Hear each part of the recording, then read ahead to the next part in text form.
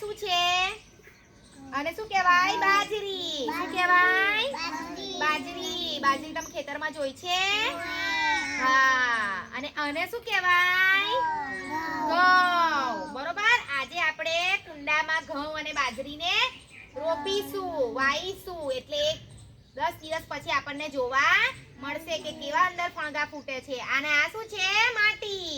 બરોબર. હવે માટીમાં આપણે થોડા બીજ રોપીશું. ચલો બધા થોડા હું બધાને આપું છું, બધા આમ કરીને નાખશે. ચલો થોડા નાખો. ચલો નાખો. હા એમ નાખો.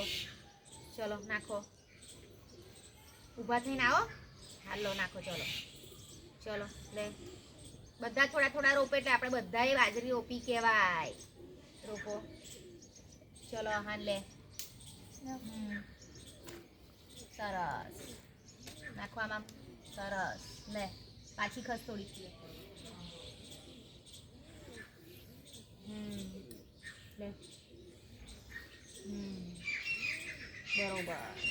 ચાલો હવે હું પણ રોપી નાખું. પછી એને આમાં ભેળવી દેવાનું.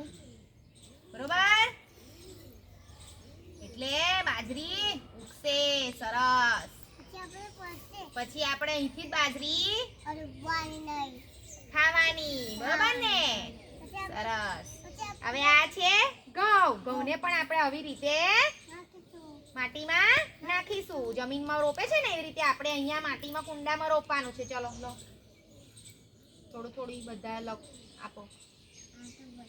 ચલો લો આમાં સરસ લો